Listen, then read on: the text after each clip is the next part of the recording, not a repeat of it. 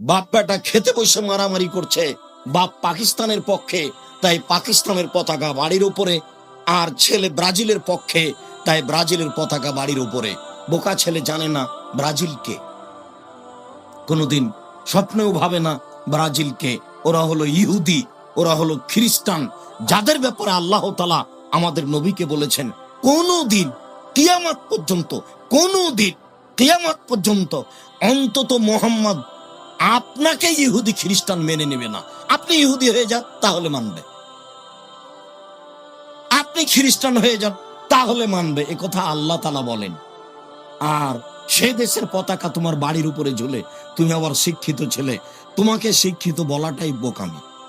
তোমাকে যে শিক্ষিত বলছে সেও অশিক্ষিত মানুষ, কাকে শিক্ষিত মানুষ বলতে হবে এটাই তার জানা নাই। আর খেল তামাশা বাদ্যযন্ত্র ওরাই ক্রয় করে যারা অশিক্ষিত মানুষ, এই কথা আল্লাহ তাআলা বলে। যারা জুয়া খেলায় অংশগ্রহণ করে, জুয়া খেলা, প্রত্যেক যে খেলার টাকার হার জিত রয়েছে সেটাই হলো জুয়া। পৃথিবীর কোনো নির্ধারিত খেলার নাম জুয়া খেলা নয়। প্রত্যেক যে খেলাতে টাকার হার জিত রয়েছে সেটাই হলো জুয়া। যার কারণে মাঝে মধ্যে বলেছি আপনাদের সামনে যে কেউ যদি আন্তর্জাতিক মানের খেলার গল্প যেখানে চলে, যেটা ক্রিকেট, যেটা আপনার ফুটবল, এই খেলার গল্প যেখানে চলে সেখানে বসে থাকাও হারাম। কেন? এই ক্রিকেট খেলা হচ্ছে আন্তর্জাতিকভাবে কোন দেশ কোন দেশের সাথে খেলছে, তখন আপনি দেখছেন খুব সাধ করে, এতে একটা বড় পাপের সহযোগিতা করছেন। আল্লাহ তাআলা বলেছেন তোমরা পাপ এবং অন্যায় কাজের সহযোগিতা করো না, ভালো কাজ সৎ কাজের তোমরা সহযোগিতা করো। অত্র আয়াতের বিরোধিতা করাই আপনি বসে থাকার কারণে পাপ হচ্ছে। আর ওই দেশের পতাকা বাড়িতে ঝোলানো তো বহু দূরের কথা। ইয়াসআলুনাকা আনিল খামরি ওয়াল মাইসির, মুহাম্মদ সাল্লাল্লাহু আলাইহি সাল্লাম আপনাকে মানুষ জিজ্ঞাসা করে নেশাদার দ্রব্য সম্পর্কে আর জুয়া খেলা সম্পর্কে। জুয়া খেলা জুয়া খেলা সম্পর্কে জিজ্ঞাসা করে, আপনি বলুন ফিহিমা ইসমুন কবির, নিশ্চয় এই দুটি কাজে বড় পাপ হয়, এই দুটি বড় অপরাধ। তার একটি হচ্ছে জুয়া খেলা।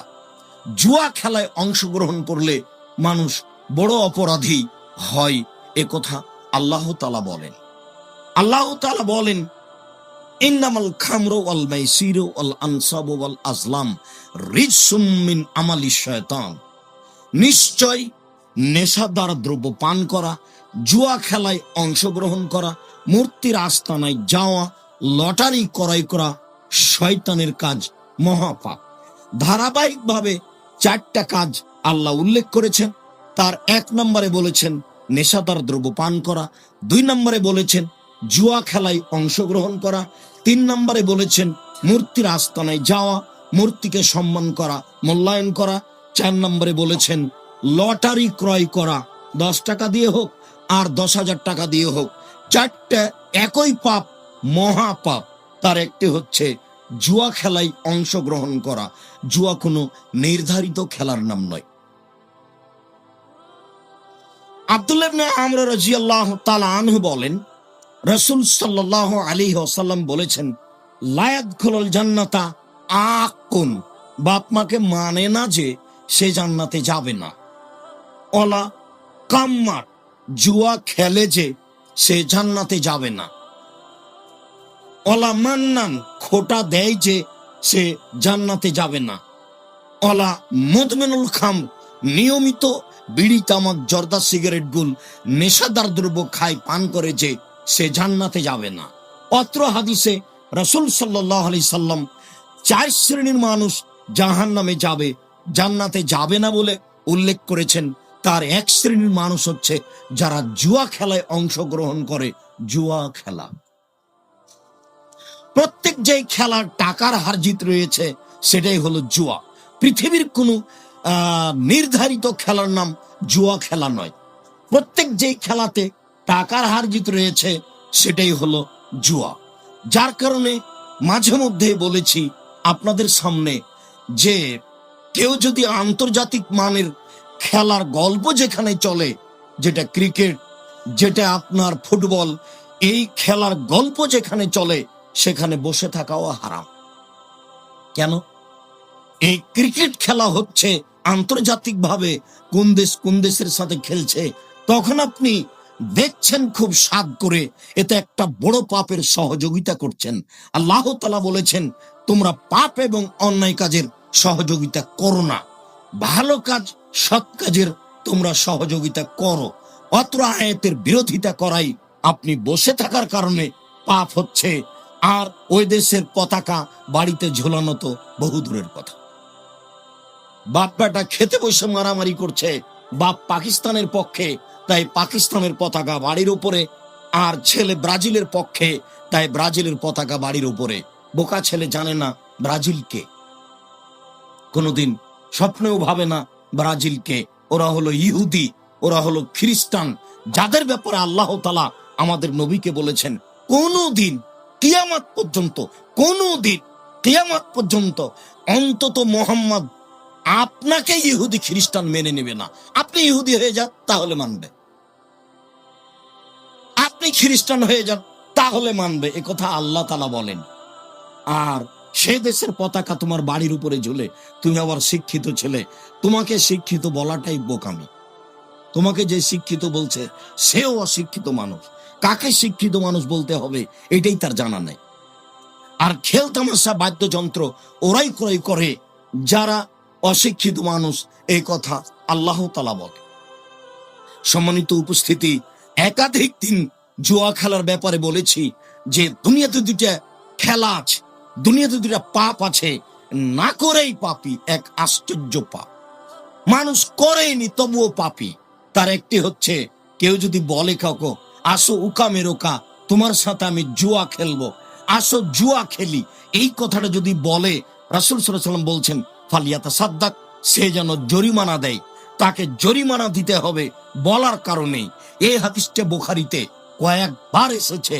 বলায় অপরাধ, বললে আপনাকে 10 জন মিসকিনকে 1.25 কেজি করে চাউল দিতে হবে, 12.5 কেজি চাউল জরিমানা দিতে হবে। আপনি যদি খালি বলেন আসো জুয়া খেলি, খেলেনি। এক আশ্চর্য পাপ জুয়া খেলা। আরো একটা দুনিয়াতে পাপ আছে, মানুষ না করেই পাপী।